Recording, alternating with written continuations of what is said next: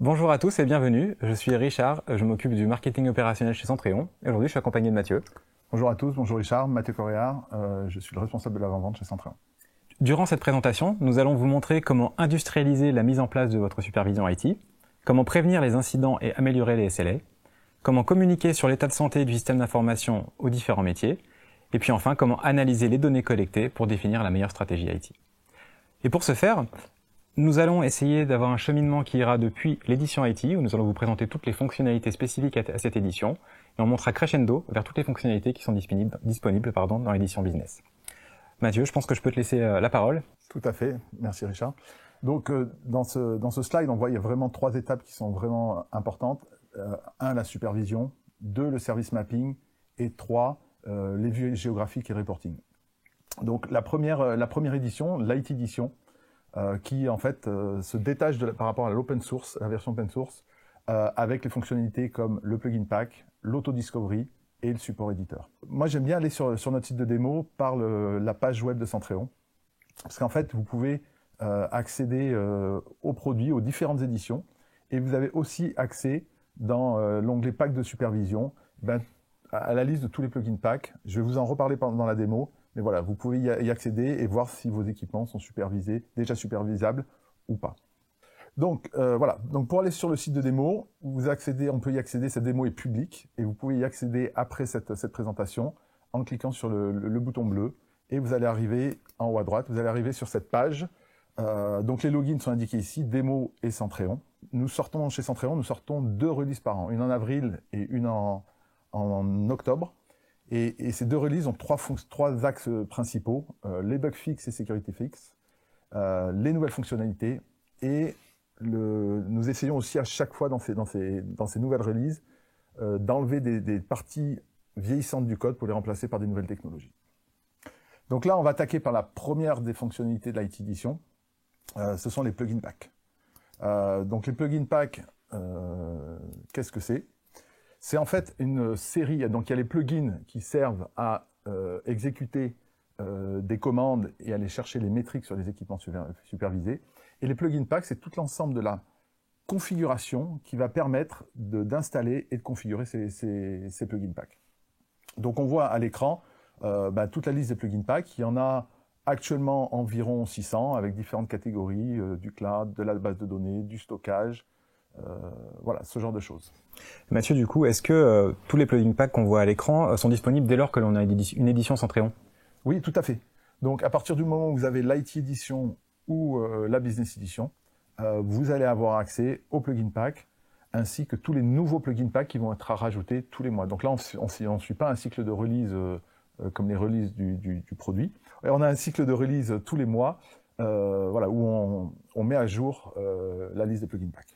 Non, c'est très clair. Et justement, juste avant, tu parlais de la notion de cloud, etc. Une question qui revient souvent, c'est est-ce que l'on propose des plugin packs pour se connecter au cloud Azure, AWS ? Oui, tout à fait. Donc on a ceux que tu as cités, on a aussi du Google Cloud, on a aussi du Microsoft 365, donc tout à fait, oui.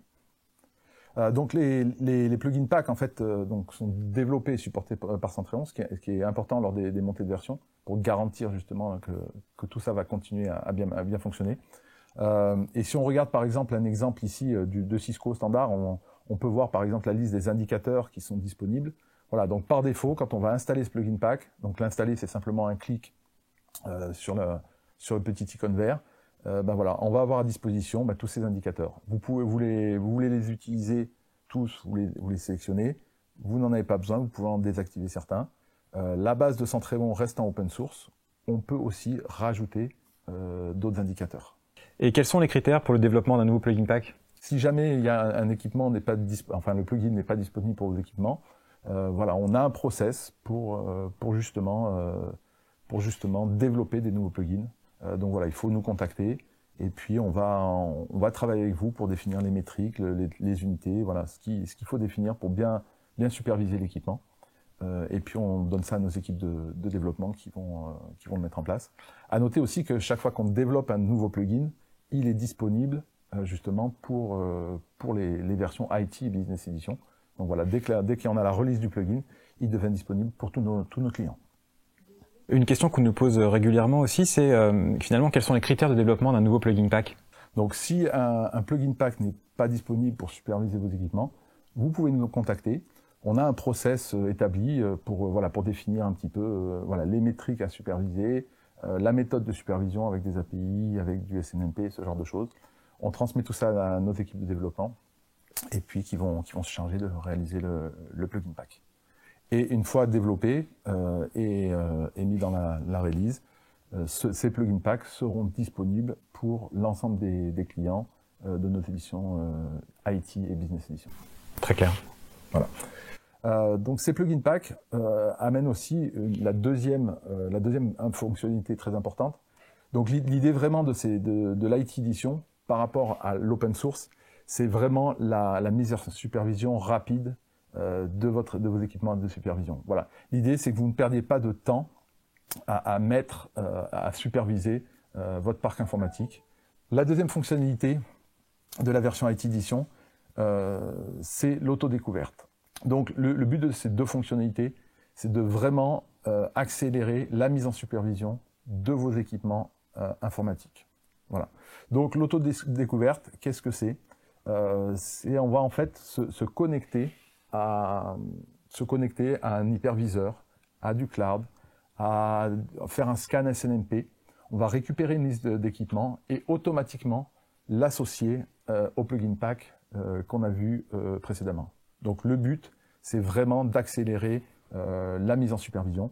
On peut voir par exemple ici un exemple sur l'autodiscovery. On a récupéré 260 machines virtuelles en 9 secondes. Donc en théorie, on peut mettre ces 260 équipements en supervision en 10 secondes. Voilà. Et là, on n'a pas à recréer manuellement tous les noms, les adresses IP, ce genre de choses, associer les templates. Tout ça est fait pour vous. Donc cette autodécouverte peut être exécutée soit au début pour mettre en supervision, mais on peut aussi l'exécuter périodiquement pour être sûr qu'on n'oublie pas des équipements qui ont été rajoutés. Voilà, l'idée, c'est de pouvoir tous les mois, toutes les semaines, scanner et récupérer les nouveaux équipements pour les rajouter automatiquement à la supervision. Voilà. Donc on a plusieurs ce qu'on appelle des providers, beaucoup de cloud, mais on peut faire de l'autodécouverte sur de l'Aruba, du Meraki, du SNMP, ce genre de choses. Voilà. Donc une fois qu'on a mis tout ça en supervision, on va passer au cœur de la version IT Edition, c'est le bac événement. Donc le bac événement, voilà, c'est l'endroit où on va récupérer tous les indicateurs supervisés par Centréon et on va pouvoir alerter, car c'est le but. Voilà, dès qu'on passe un certain seuil, on va pouvoir être soit en warning, soit en critique et alerter, soit avec du mail, soit avec du SMS, soit avec du Slack, soit avec voilà. Il y a pas mal de connecteurs disponibles. Tu parles justement tu parles d'alerte ici. Si on dispose d'un groupe de support avec plusieurs niveaux, est-ce qu'on peut également gérer différentes alertes vers ces différents groupes? Oui, c'est possible. Donc en fait, c'est ce qu'on appelle l'escalade. Donc en fait, c'est assez simple. Voilà, si au bout d'une heure, par exemple, un incident n'a pas été acquitté ou n'est pas revenu en état OK, on a la possibilité d'envoyer vers un autre groupe de personnes avec un autre moyen d'alerte. Voilà, donc c'est possible. On a la possibilité aussi de faire il y a une autre fonctionnalité qui s'appelle la dépendance. Et là, c'est quand on a un équipement de tête, par exemple, avec un switch, par exemple, avec des VM qui seraient derrière, si le switch tombe, au lieu d'envoyer une cinquantaine d'alertes pour tous les équipements, on est capable de dire, les équipements qui sont derrière, on envoie une seule alerte, celle du switch, car on sait que les autres ne sont pas atteignables. Très bien. Une question un peu complémentaire. Est-ce qu'on peut également restreindre l'accès à Centréon, aux différentes fonctionnalités de Centréon à différents utilisateurs en jouant sur des profils? Oui, donc ça c'est une fonctionnalité clé de Centréon, qu'on appelle les listes de contrôle d'accès, ou ACL en anglais, qui vont nous permettre de créer des groupes d'accès, et dans ces groupes d'accès, de spécifier les droits sur l'interface, les droits sur les ressources, les droits sur les commandes qui peuvent être exécutées. Et à noter que c'est les utilisateurs qui sont dans ce groupe d'accès, on peut les lier à un Active Directory, avec du SSO par exemple, et on peut aussi utiliser les groupes d'Active Directory qui vont être mappés sur ces accès groupes. Et donc quand un utilisateur va se connecter, il aura uniquement accès aux droits qui sont définis pour lui dans l'interface. Voilà. Donc, au niveau des alertes, voilà, on peut récupérer tout ce qui est le détail, la timeline aussi, qui peut être utile pour faire du troubleshooting. Voilà, par exemple, à 4h49, c'était OK. À 3h44 de l'après-midi, on est en critique. Voilà, donc une alerte. Donc, pour le support, ça peut être utile. Et on a aussi les graphes. Alors, je vais vous en montrer un autre. Celui-là n'est pas très... Voilà, un graphe de performance qui va nous permettre de pouvoir analyser les données et voir ce qui s'est passé, éventuellement faire du zoom si on a besoin d'avoir plus de précision. Centréon met aussi à disposition des API pour l'interopérabilité avec l'écosystème, des API REST, des API en ligne de commande, qui permettent à des outils de type SAL, Puppet, Chef, voilà, de créer automatiquement de la configuration. On peut aussi récupérer les indicateurs techniques. Et on a aussi en sortie ce qu'on appelle un stream connector qui nous permet de nous intégrer avec d'autres applications de type du stockage, des bases de données, des outils de log par exemple, du Splunk, de l'ELK, ce genre d'outils. Voilà. Donc vraiment, Centréon au centre d'un écosystème complexe de supervision. C'est très clair. Donc, je pense qu'on a bien compris que la partie IT apportait vraiment une connectivité accélérée au travers des plugin packs, de l'autodiscovery.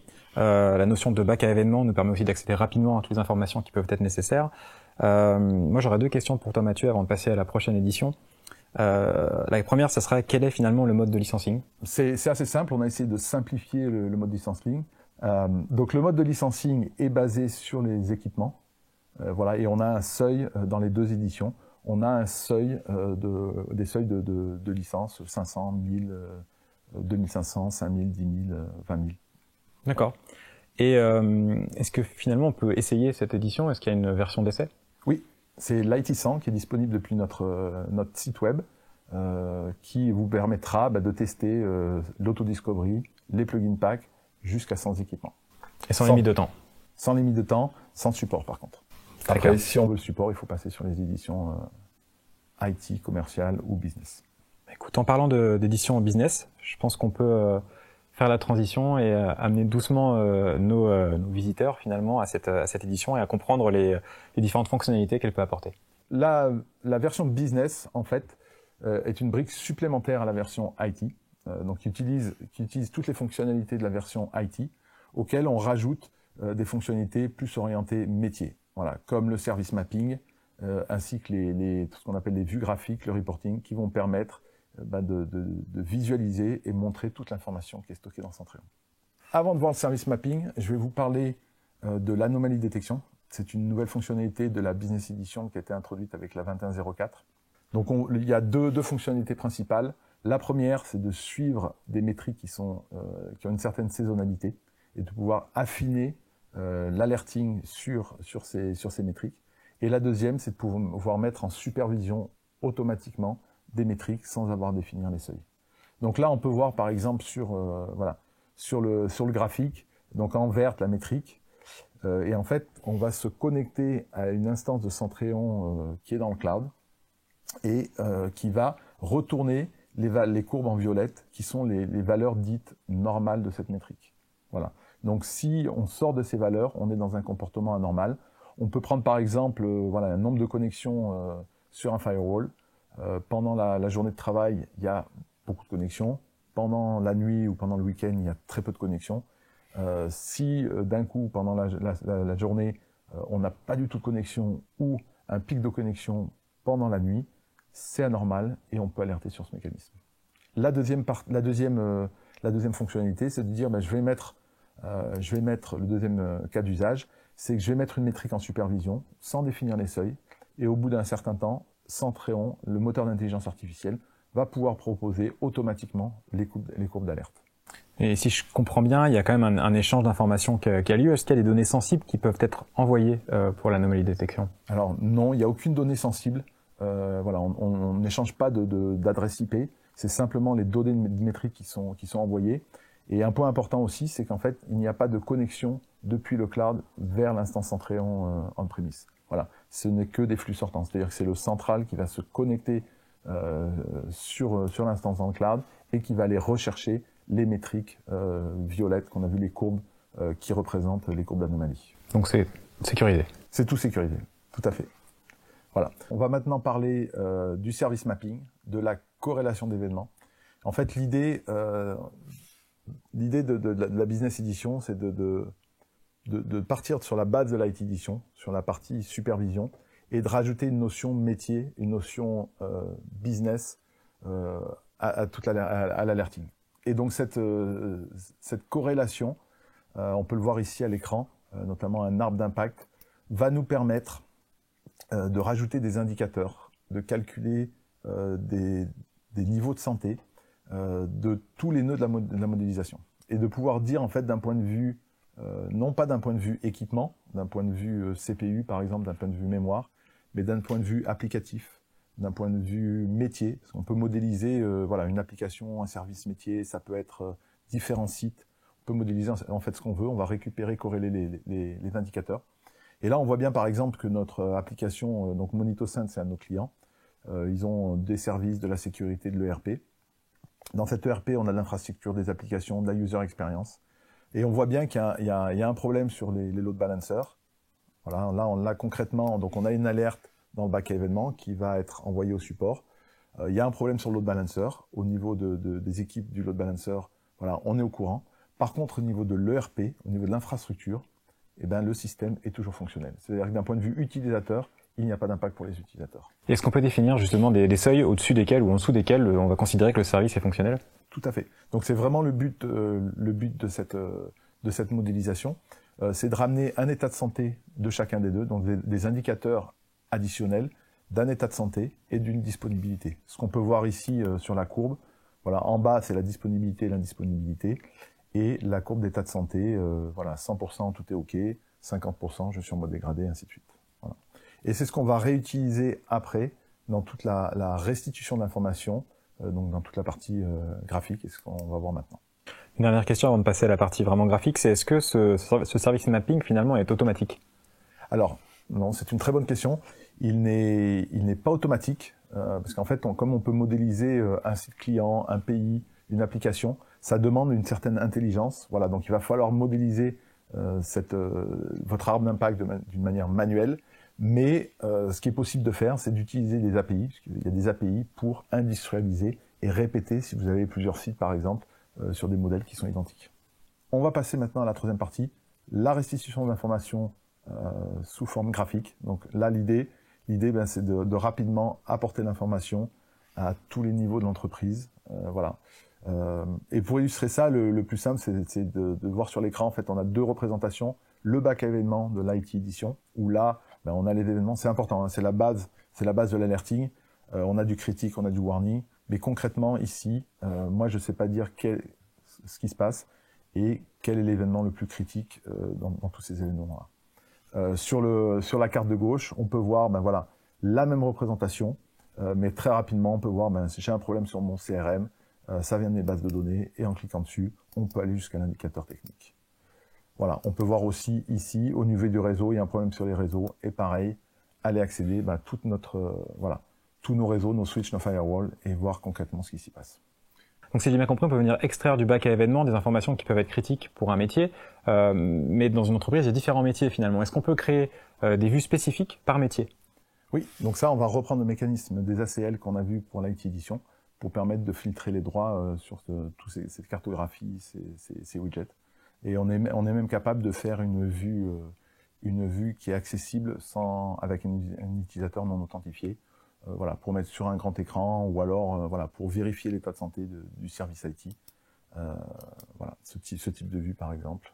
Je vais vous montrer d'autres types de vues, voilà, pour donner un petit peu des idées de ce qui peut être fait avec Centréon. Donc Office 365, donc ici on a voulu représenter les plugin packs, donc l'utilisation des plugin packs ici en haut à droite, la cartographie, je vous montrerai aussi des exemples, du SLA, on a parlé du SLA, du MTBF, du MTRS, voilà, donc là on sort de la donnée temps réel, on est sur de la donnée agrégée, et on est capable aussi de s'intégrer avec d'autres outils externes, ici pour récupérer des scénarios sur du mail ou sur du site web, on peut faire ça aussi.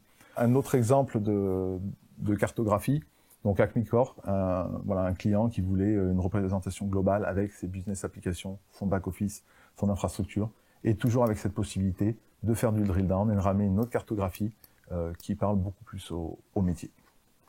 Je vais vous montrer aussi un autre exemple, un dernier exemple sur de la sécurité. Donc là, l'idée, c'est de montrer, ben voilà, on peut s'intégrer avec des outils type FortiGate, des types antivirus, pour ramener les informations pertinentes dans une seule console de supervision. On a parlé aussi de l'ITSM, de la connexion avec des outils de ticketing. Voilà, là, on s'intègre par exemple avec un GLPI, et on peut, voilà, en un clic, ouvrir un ticket dans l'outil de ticketing. On va passer sur la dernière partie, la partie reporting, la partie dashboard.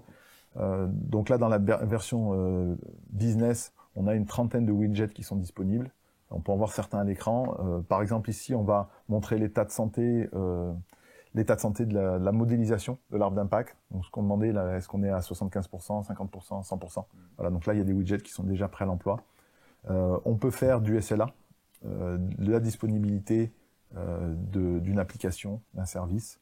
On peut faire aussi on peut montrer aussi de la projection par exemple sur du stockage, et dire ben voilà, mon espace de stockage augmente, mais dans 84 jours je vais arriver à saturation. Donc vraiment planifier en fait, soit de faire du nettoyage, soit de rajouter du disque pour éviter d'avoir éteint des feux le jour J. Et on a d'autres types de widgets où on peut montrer l'évolution d'une courbe par rapport à une année, par rapport à une donnée journalière. Et puis on retrouve le MTBF, donc le Mean Time Between Failure, le temps moyen entre les pannes, le MTRS qui est le Mean Time to Restore Services, donc en fait, combien de temps ça prend pour réparer la panne. Voilà, toutes ces indications vont vous permettre de voir quels sont les composants les plus faibles dans le système IT pour les améliorer l'état de santé global du système IT. Voilà. Donc ça, c'est la partie graphique dans l'interface. On a aussi un catalogue de rapports prêts à l'emploi, voilà, que vous pouvez exécuter en une seule fois pour récupérer les données, ou alors périodiquement, toutes les semaines, tous les mois, vous faites envoyer le rapport qui vous convient, qui vous correspond, par email par exemple. Une question qu'on nous pose souvent, c'est finalement quels sont les différents formats de rapports que l'on peut proposer? Oui. Alors je crois qu'on en trouve 4 ou 5, du PDF, du Word, du PowerPoint et de l'Excel.